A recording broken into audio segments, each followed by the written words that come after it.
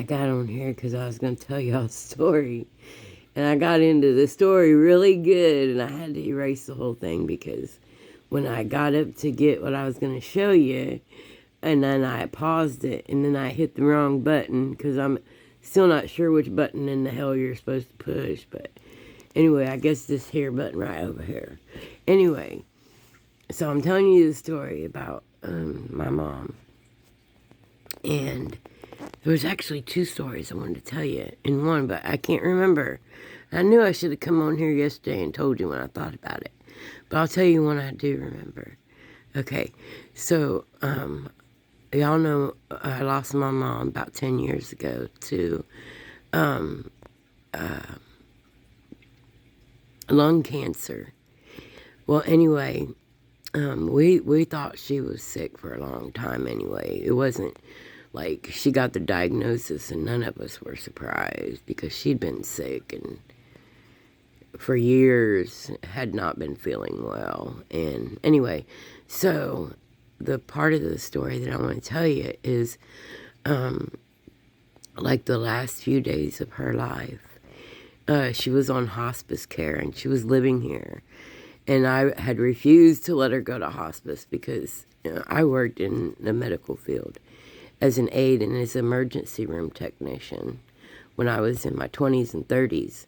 And I even did home health and stuff. So, and I worked all kinds. I did all kinds of things. I worked in nursing homes and everything. So, and anyway, so I knew that if I let her go, she wasn't coming back. I mean, because 99.8% of people don't come back from there. But anyway, there was nurses visiting her, and then there was this guy. This guy come walking up one day, like around Independence Day. I'm not kidding you. My mom passed away on the 9th of July. So it was like Independence Day. And it was Independence Day that I actually let her go, Independence weekend. So it was very symbolic, and I was very close with my mom. And also, we weren't very not close. Like, I don't know. There was stuff. There was a whole lot of stuff and things going on there in our lives. But all in all, in the end, and when it was said and done, I love my mom very much. I was very close. I was a mama's girl. So anyway, this guy comes walking up on the porch with a blanket and asks for my mother.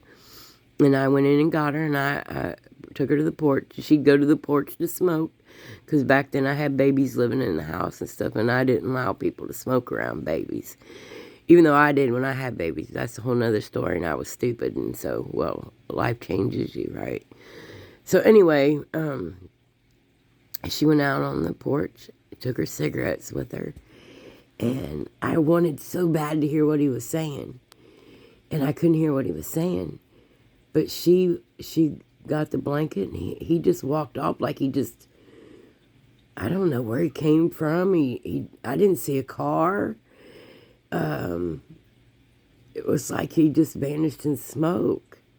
And he kind of had that vibe of, I don't know, maybe a friendlier version of the preacher from Poltergeist.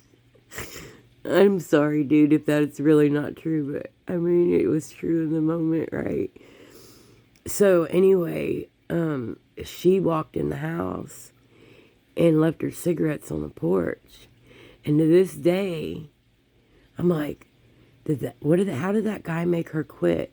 Because it wasn't like maybe 24 to 48 hours that I gave in to letting her go to in hospice care,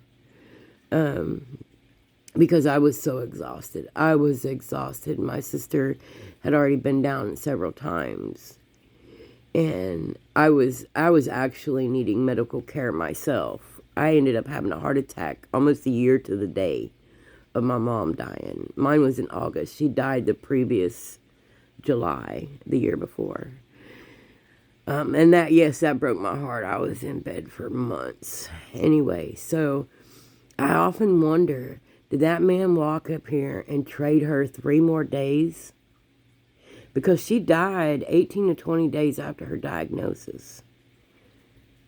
Did that man trade her cigarettes and a blanket for 3 more days with us? You gotta wonder. I got her cigarettes.